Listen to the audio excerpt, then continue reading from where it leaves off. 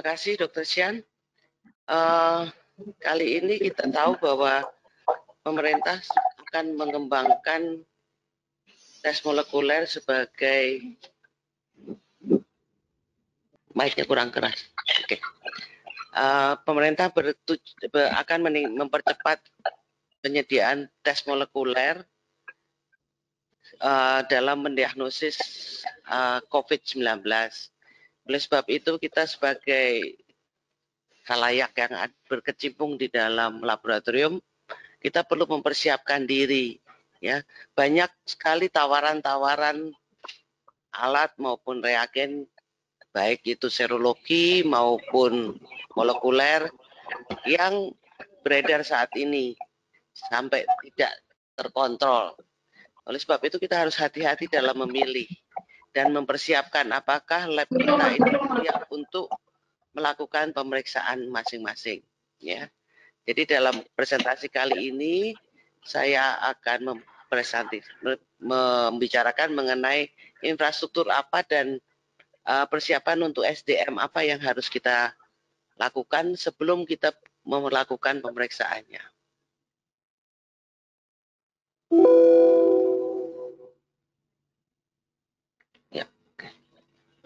Ya, ini saya akan berbicara mengenai bahaya yang sering dijumpai di laboratorium, kemudian mengulang sedikit mengenai biosafety level, karena sekarang ini bilang biosafety level 2, tapi kadang-kadang kita persisnya apa sih yang diperlukan pada level 2 atau level 3 ya. Kemudian infrastruktur apa yang diperlukan dan khusus untuk molekuler apa saja yang kita perlu sediakan. Jadi bahaya di bidang laboratorium atau di lingkungan laboratorium tentu yang terbanyak adalah bahaya biologis. Tapi ada juga bahaya kimia dan bahaya secara fisik seperti kebakaran, kesetrum listrik, ya. Kemudian kalau kita punya freezer yang minus 80 atau kita punya sistem cryo, kita harus hati-hati juga dengan suhu-suhu yang ekstrim. Kalau kita pakai radiasi, tapi mungkin sekarang sudah jarang yang pakai radiasi. Dan yang jangan lupa juga lingkungan sekitarnya.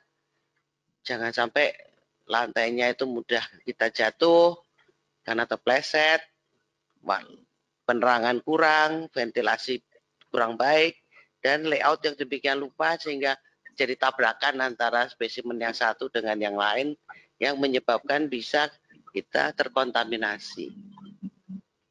Jadi kita tahu bahwa kita akan bahas kali ini hanya khusus untuk biologis, bahaya biologis, bahwa penularan itu bisa melalui kulit, melalui mukosa, melalui saluran cerna, dan melalui saluran nafas.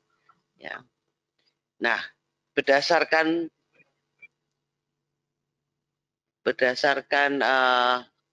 cara penularan itu, maka di dalam lab itu ada 4 sebenarnya biosafety level, yaitu 1, 2, dan 3, dan 4.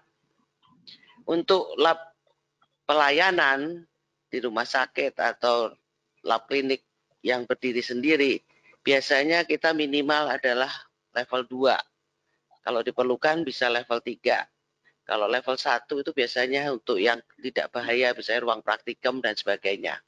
Sedangkan level 4 khusus untuk lab khusus yang menangani yang sangat infeksius. Ya. Ini adalah saya akan bahas sedikit mengenai tiap level apa yang dibutuhkan. Yaitu pertama adalah untuk level 1 tentu cara bekerja secara mikrobiologi yang standar. Ya. Kemudian tidak ada tambahan khusus, safety equipment-nya atau proteksinya biasanya hanya barrier primer seperti goggle, lab jas, bisa pakai masker, tapi masker biasa, masker bedah cukup. Dan untuk barrier keduanya adalah fasilitas labnya, bagaimana meja, kursi, ventilasi, dan sebagainya. Nah, inilah yang saya standar dari tingkah laku atau perilaku mikrobiologik yang harus kita ikuti dalam level 1 adalah hal-hal ini. Yang kuning itu adalah untuk SDM-nya, ya. Jadi tingkah laku personel, dengan yang putih terutama itu adalah fasilitas dan kebijakan. Misalnya kalau ada kegiatan di dalam lab, jangan orang banyak keluar masuk. Nah, cuci tangan, tidak boleh makan, minum, pakai kontak lens, pakai make up di dalam ruang kerja, tidak boleh pipet pakai mulut, ya. Kemudian ya, semua prosedur yang kita lakukan harus sedikit mungkin menimbulkan percikan atau aerosol. Nah, secara fasilitas atau kebijakan, maka fasilitas adalah permukaannya dan alat-alat labnya mudah dibersihkan. Kita harus punya kebijakan keselamatan kerja, terutama kalau menggunakan hal-hal yang tajam. Kemudian cara dekontaminasi, dan jangan lupa juga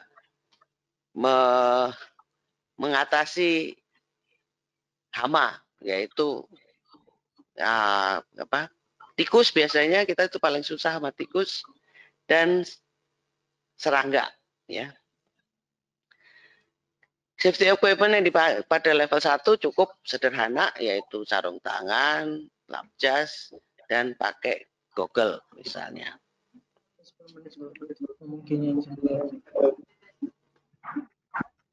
Apa yang mau deketin? Oh, live streamnya nggak kedengeran.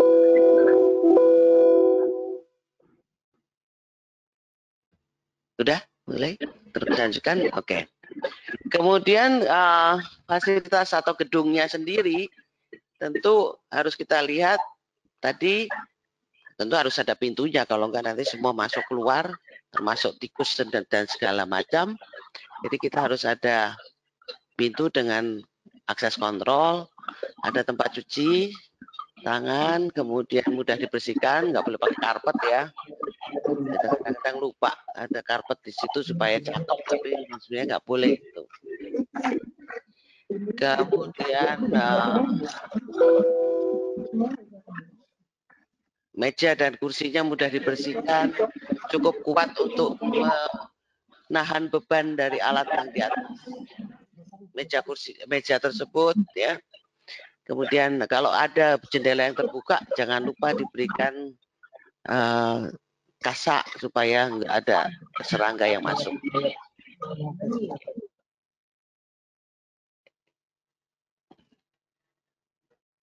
Ya, oke.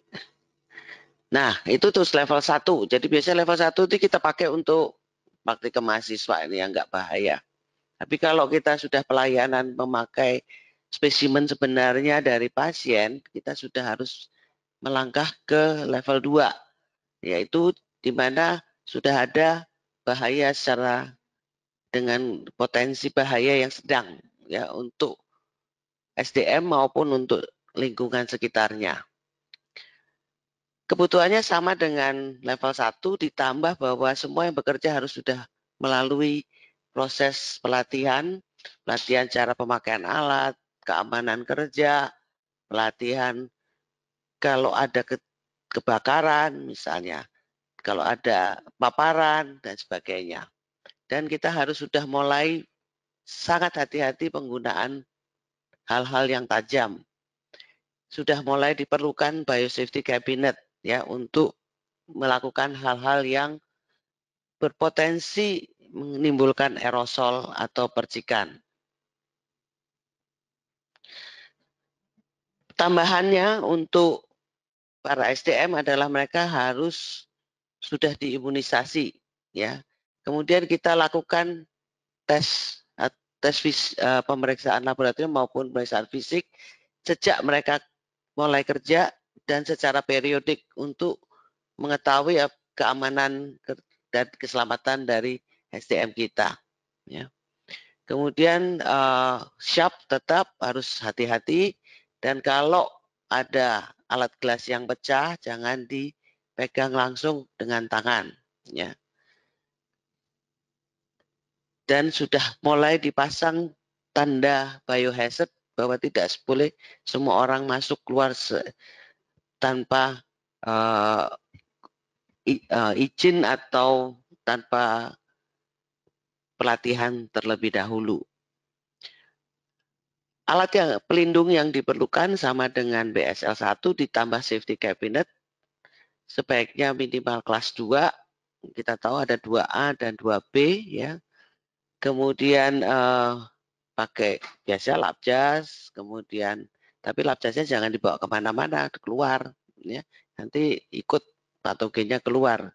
Dan sudah mulai pakai face protection, bisa goggle, bisa masker dan face shield atau yang lain.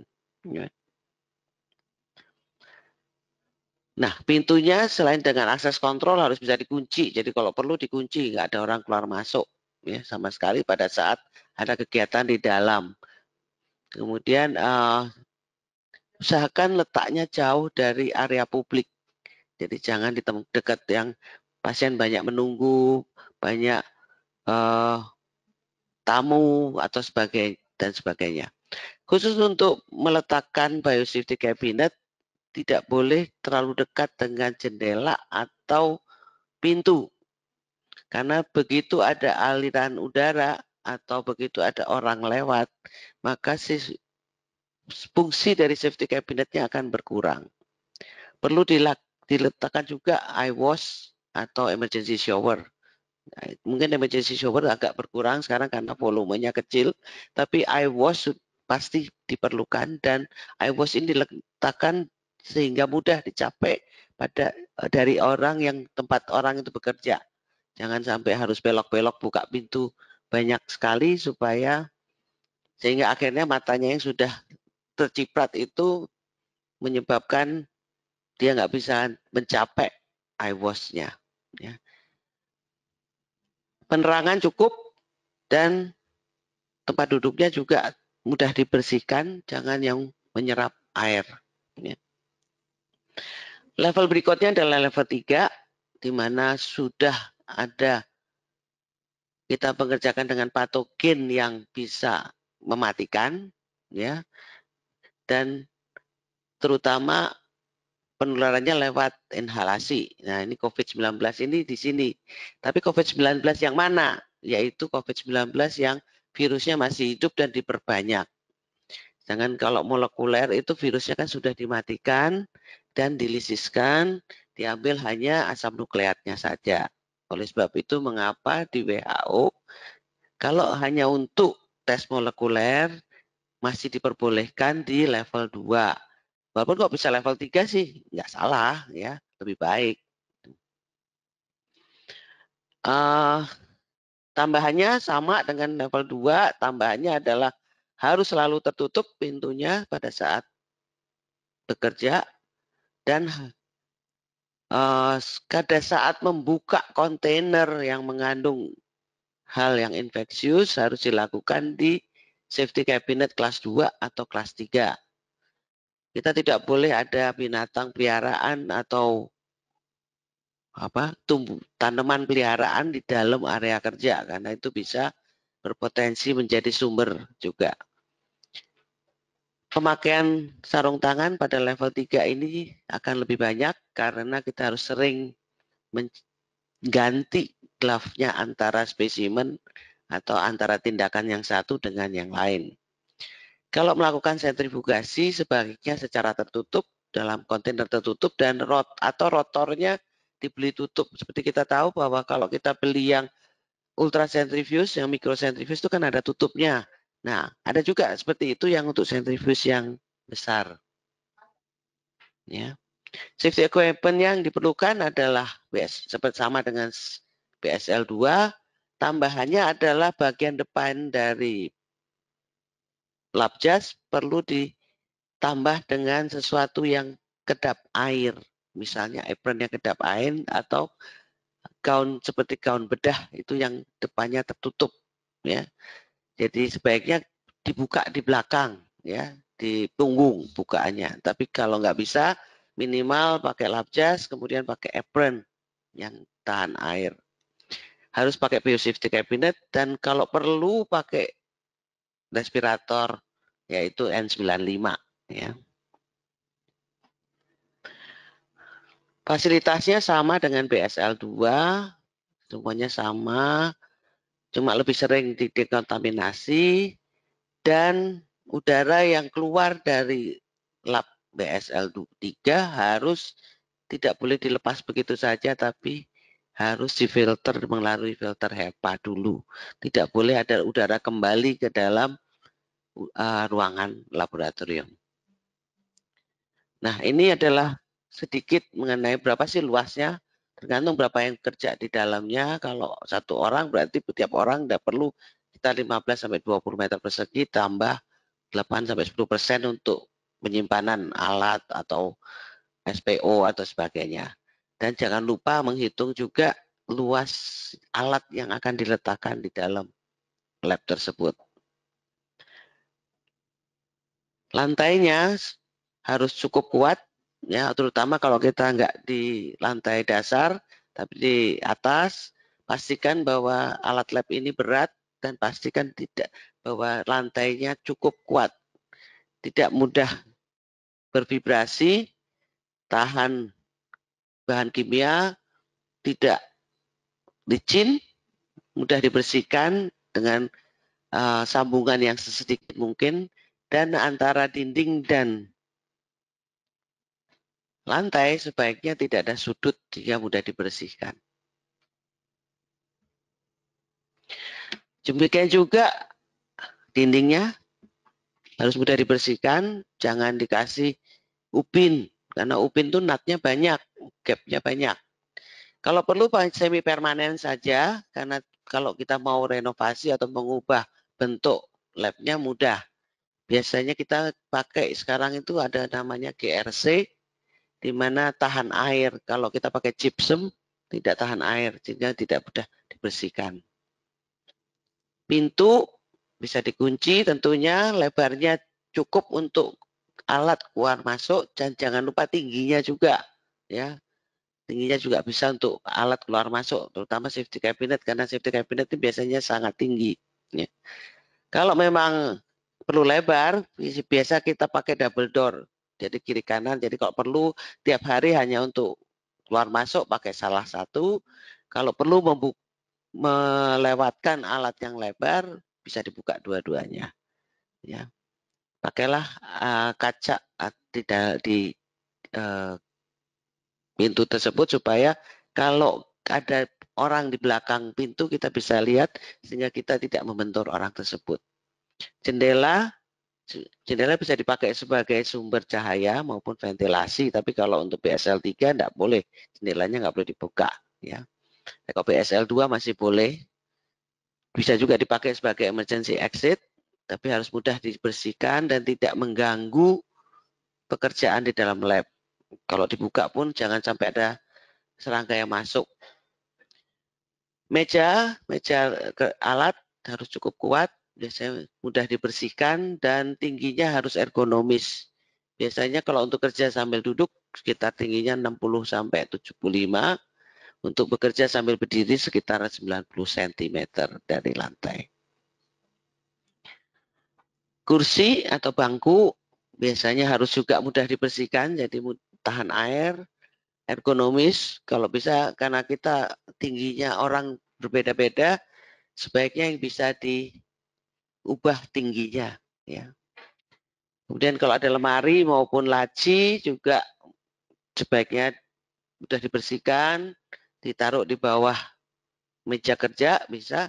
Kalau yang mau digantung di dinding, sebaiknya jangan untuk menempatkan hal-hal yang berat karena bahaya jatuh. Kalau ada lemari atau meja, jangan lupa bawahnya agar mudah dibersihkan, ada gap yang cukup tinggi supaya bisa dipel atau dilap dengan microfiber. Ya. Ventilasi Untuk ventilasi biasanya diperlukan di dalam lab itu suhunya sekitar 20-25, kelembapan 40-60%, ada pergantian udara 6-12 kali per jam. Khusus untuk BSL 3 atau minimal kalau BSL 2 mau juga bisa. Pakailah HEPA filter. Ya. Kadang-kadang perlu tekanan positif, tekanan negatif tergantung apa yang dikerjakan di dalam. Ya. Ini tadi sudah cukup ya lighting, nanti kalau perlu nanti ada handout yang bisa di apa diakses ya. Jadi harus cukup terang, cukup listrik, ya, cukup air bersih biasa, air RO, pembuangan limbah cair, pembuangan limbah padat, ya, harus disediakan. Mungkin kadang-kadang perlu gas untuk bunsen atau untuk pemanasan yang lain, tapi nggak selalu perlu, ya. Nah, kemudian juga jangan lupa untuk menempatkan pemadam api, ya, karena kita tuh ada listrik dan ada zat kimia yang mudah terbakar, ya. Jadi juga menempatkan dan jenis pemadam apinya harus sesuai dengan alat yang ada di dalam. Kemudian untuk penyimpanan zat-zat kimia kita semua sudah tahu, jadi harus yang tahan karat dan tahan api. Nah, ini untuk molekuler ada berbagai desain. Ada yang terbaik adalah dengan 4 ruangan, di mana pertama untuk preparasi reagen, kedua untuk ekstraksi asam nukleat, ketiga untuk amplifikasi, dan keempat adalah untuk deteksi atau post amplifikasi. Tapi minimal ada 3. Dalam keadaan tertentu di mana sekarang ada alat-alat yang tertutup, ya, seperti beberapa merek itu tertutup, boleh pakai 2 ruangan, ya. Tapi idealnya 4, minimal 3. Ini di tiap ruangan perlu untuk preparasi reagen, perlu beberapa alat seperti freezer, centrifuge, ya, refrigerator, kadang-kadang perlu ice maker tapi nggak semua harus, ya. Autoclave, kalau kita pakai yang mensteril sendiri, kadang-kadang perlu autoclave selain pipet. Perlu diingat bahwa tiap ruangan itu harus memiliki set pipet sendiri, kemudian APD juga yang terpisah. Tidak boleh di APD dia dibawa dari satu ruangan ke ruangan yang lain. Untuk ruang ekstraksi harus ada BSC, centrifuge, autoclave, ya. Kemudian juga refrigerator dan freezer. Ini jenis-jenis biosafety cabinet yang boleh dipakai di sini adalah kelas 2 dan kelas 3. Jangan pakai yang kelas 1. Ini di ruangan ketiga untuk yang amplifikasi dan post amplifikasi sama, ada freezer, ada pipet, ya, ada thermal cyclernya tentunya. Kalau ada deteksi sendiri mungkin bisa pakai kalau untuk penelitian, ya. Kalau pelayanan mungkin enggak, ini kayak UV box dan sebagainya itu mungkin enggak, ya. Jadi kadang-kadang alatnya sudah jadi satu dengan deteksinya, jadi amplifikasi dan deteksinya. Jadi ini tergantung apa yang dikerjakan di dalamnya, kadang-kadang kita perlu tambahan, ya, seperti vortex dan sebagainya. Nah, ini kalau 4 ruangan, jadi ada 4 ruangan untuk masing-masing fungsi tadi, ya. Nah, antar ruangan ini bisa ada passbox. Passbox ini adalah sejenis box yang nembus dari satu ruangan ke ruangan yang lain, di mana kalau pintu yang satu dibuka, pintu yang lain nggak bisa dibuka. Sehingga tidak ada kontaminasi udara dari ruang yang satu dengan ruangan yang lain. Ini dipakai untuk memindahkan reagen atau untuk memindahkan spesimen. Karena kontaminasinya banyak sekali, jadi kita harus melihat bahwa semua hal yang bisa mengkontaminasi ini harus dicegah dengan desain yang baik, dengan praktek yang baik, dan dengan menggunakan reagen-reagen yang atau alat yang tertutup. Ya. Oke, jadi kita harus, karena kita tahu bahwa satu asam nukleat bisa diamplifikasi menjadi banyak, jadi kita harus menghindari kontaminasi. Misalnya dengan memakai tip yang dengan filter, ya. Ini alurnya juga dari satu ruangan ke ruangan lain tidak boleh kembali, jadi harus satu arah. Yang dari daerah yang paling bersih ke daerah yang sudah terjadi amplifikasi, ya. Tidak boleh dibalik. Ini sama ya seperti tadi. Nah, oleh sebab itu kita harus kadang-kadang ada yang tekanan positif, ada yang tekanan negatif. Kadang kita perlu UV lamp untuk memecah DNA yang mungkin lepas di udara. Ya, jadi tapi UV lamp-nya ini bukan hanya sekedar UV lamp biasa yang panjang gelombangnya antara 200 sampai 280 nanometer. Nah, mana yang perlu tekanan positif, mana yang tekanan negatif? Karena positif diperlukan kalau tidak boleh ada udara luar masuk ke dalam, yaitu tempat kita preparasi reagen. Tapi kalau tekanan negatif diperlukan yang dimana udara di dalam lab tidak boleh keluar karena bisa mengkontaminasi, yaitu pada saat ekstraksi dan pada saat amplifikasi.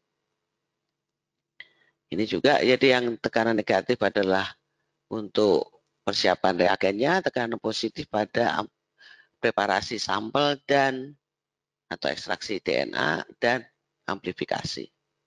Sama dari CLSI gambarnya. Ya. Ini kalau dua lab, jadi satu positif, satu negatif. Yang negatif adalah yang untuk preparasi sampel. Ya. Jadi yang penting adalah sebelum kita melakukan atau mau melakukan pemeriksaan molekuler, kita harus merencanakannya dengan seksama dan kita harus memilih teknologi mana yang kita mampu sana. Dan jangan sembarangan memilih alat atau reagen yang ternyata ruangan atau fasilitas kita tidak mencukupi dalam bidang keamanannya. Ya.